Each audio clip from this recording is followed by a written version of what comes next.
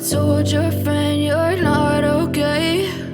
And tell me what's wrong and why you never said. Movie का start एक गांव से होता है जहां बहुत सारे वुडकटर रहते थे। वहीं एक बिल नामी आदमी को दिखाया जाता है जिसके अंडर सारे लोग काम करते थे। बिल अपने साथियों के साथ मिलकर काम करवाता था। ये काफी अच्छा इंसान होता है और गांव वालों के लिए इसके अंदर एहसास भी होता है। विलेज का कुक सब लोगों के लिए खाना बनाता है। कुक एक लड़के को कहता है कि सब लोगों को खाने के लिए बुलाओ। बिल इनसे कहता है मैं जंगल में किसी काम के लिए जा रहा हूँ और बाद में खाना खा लूंगा। बिल जब कुछ टाइम बाद अपने गाँव में दोबारा वापस लौटता है तो देखता है इसके साथियों और गांव वालों को किसी ने खत्म कर दिया था। इतने में एक जायंट कुल्हाड़ी लेकर इसके सामने आता है तो बिल इसे देखकर भागने लगता है, लेकिन ये जायंट बिल को पकड़ लेता है और इसको लकड़ी काटने वाले ब्लेड के पास लाता है। जायंट बिल का सर ब्लेड पर मारता है और बिल का सर पीसीज में हो जाता है और ऐसे बिल दुनिया से चला जाता है। फिर मूवी में 100 साल बाद दिखाया जाता है इस विलेज में डिपार्टमेंट ऑफ करेक्शन का ऑफिस होता है। इनका काम होता है क्रिमिनल लोगों को ठीक करना और इस डिपार्टमेंट की रिस्पॉन्सिबिलिटी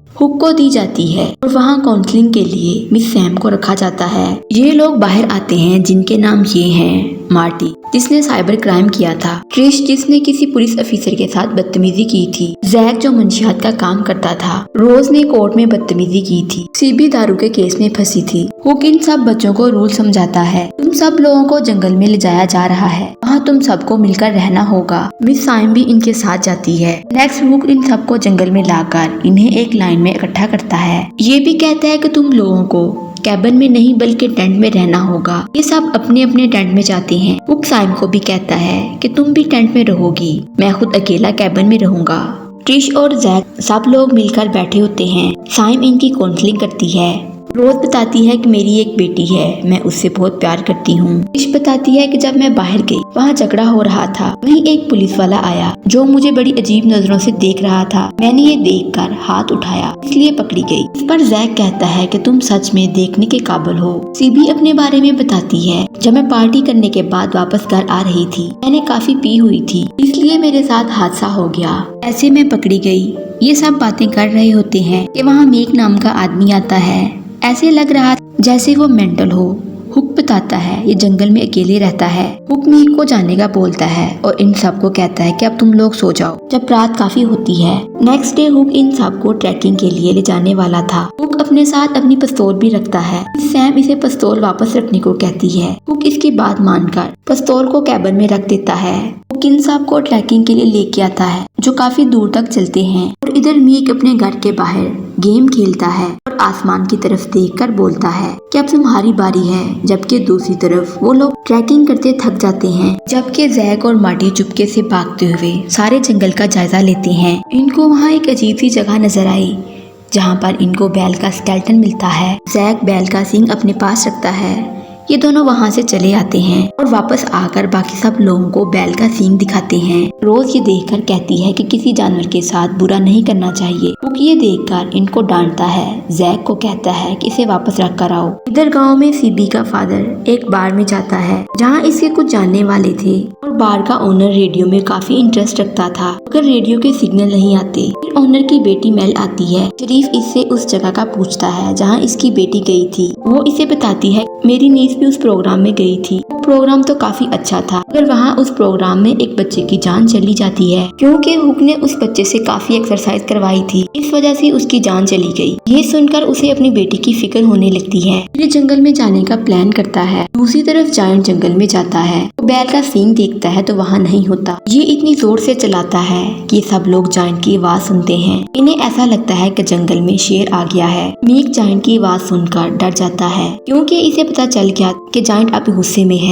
वो अपना सींग तलाश कर रहा है। ट्रिश अपने फोन में बिजी होती है। जायंट इसके पीछे आके खड़ा था। अपनी कुल्हाड़ी उठाकर इसकी बॉडी पर वार करता है। ट्रिश की बॉडी के 2 पीस हो जाते हैं।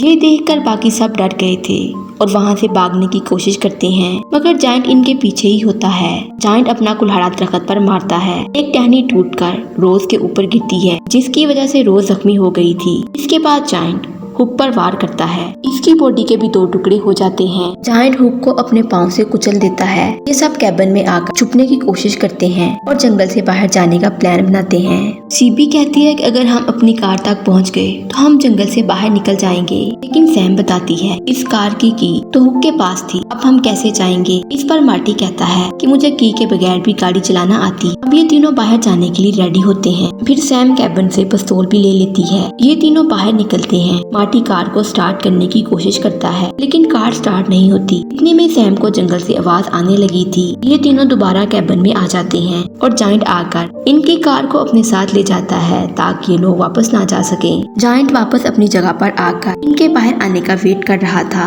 अब मीक इनके कैबिन में आता है और इनसे कहता है कि तुम लोगों ने जायंट के साथ अच्छा नहीं किया, इसलिए वो गुस्से में है। तो सीबी इसको सींग दिखाती है जो जैक ने चुराया था। मीक सींग देखकर कहता है कि तुम लोगों ने ये बहुत बड़ी गलती की। ये मीक से कहते हैं कि जायंट कौन है। मीक इनको जायंट की स्टोरी बताता है कि 100 साल पहले मेरे गांव में एक फोरमैन हुआ करता था। उसका नाम बिल था। उसके घर एक बेटा पैदा हुआ था जिसका नाम पोल था। इसे एक अजीब किस्म की बीमारी थी। बचपन में ही इसके बच्चे की बॉडी बहुत बड़ी और पावरफुल थी। डॉक्टर ने बताया था कि ये बच्चा बढ़ता जाएगा, मगर इसका माइंड छोटे बच्चों जैसा ही होगा। जब पोल 5 साल का हुआ, इसका पाँव 6 इंच का था और इसका बेस्ट फ्रेंड बैल था। उसका नाम उसने बेब रखा था। लेकिन उस साल फुट कटर्स ने बहुत सारे दरख्त जंगल से खत्म कर दिए। तभी सारे जानवर यहाँ से भाग गए, जिसकी वजह से गांव में फाके पड़ गए। मतलब लोग भूख का शिकार हो गए। गांव में खाने के लिए कुछ ना था। फिर एक दिन इसका बैल कुछ लोगों के हाथ लग जाता है। इसने इसे मार दिया ताकि विलेज के लोग इसे खाकर अपनी भूख खत्म कर सकें। जबकि बिल ये बात जानता था कि ये बैल इसके बेटे का बेस्ट फ्रेंड है। उस दिन सब विलेज वालों ने इस बैल का मीट खाया और अपनी भूख को खत्म किया। जब पोल को पता चला तो वो बहुत गुस्सा हो गया। पोल ने कुल्हाड़ी उठाकर सब विलेज के लोगों को खत्म कर दिया और खुद जंगल से भाग गया, मगर बाकी विलेज के लोगों ने इसे पकड़ लिया। फिर पोल एक लड़की से प्यार करने लगा, मगर वो लड़की इससे नफरत करती थी। पोल को एक रूम में बंद करके इसे जला दिया गया, मगर पोल जिंदा बच गया और भागकर पहाड़ की चोटी पर चढ़ जाता है। पोल कई साल तक पहाड़ की चोटी पर रहा। वो जवान होता गया।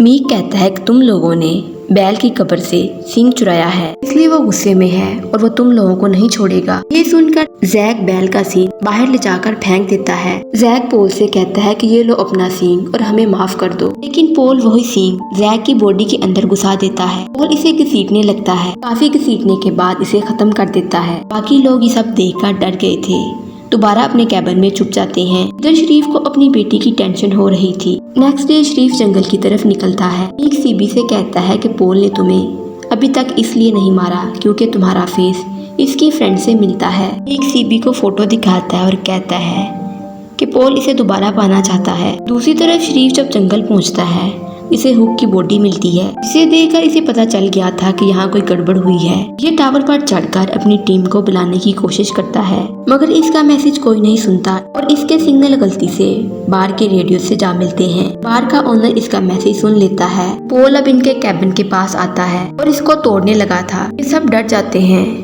मगर पोल रोज को उठाकर बाहर फेंक देता है। इस तरह रोज भी खत्म हो जाती है। इतने में इनको भागने का मौका मिल गया था। तभी शरीफ ही पहुंच गया था और वो भी पोल पर फायर करता है, जिसकी वजह से पोल काफी जख्मी होकर नीचे गिर गया था। जब ये जाने लगते हैं, मीक इन पर पिस्तौल रख लेता है। वो इनसे कहता है पोल को दोबारा इसका प्यार मिलना चाहिए, मैं तुम लोगों को कहीं नहीं जाने दूंगा। मार्टी मीक से पिस्तौल खींचने की कोशिश करता है, लेकिन इसी लड़ाई में इसकी वजह से वो इस दुनिया से ऊपर वाली दुनिया में चला जाता है। मीक सीबी पर पिस्तौल रखता है।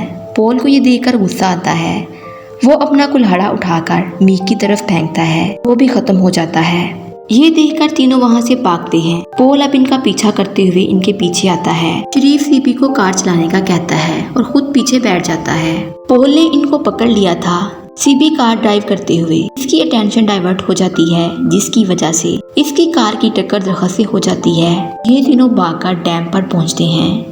पोल इनको पकड़ने ही वाला था। इतनी देर में बाहर के आदमी आ जाते हैं जो पोल पर फायरिंग करने लगे थे। पोल सीबी की तरफ अपना हाथ बढ़ाता है। पानी में नीचे गिरकर खत्म हो जाता है। सीबी जब देखती है इसे पोल का खत्म होना बहुत बुरा लगता है। यूं मूवी का एंड हो जाता है। वीडियो अच्छी लगे चैनल को लाइक, शेयर और सब्सक्राइब जरूर करें।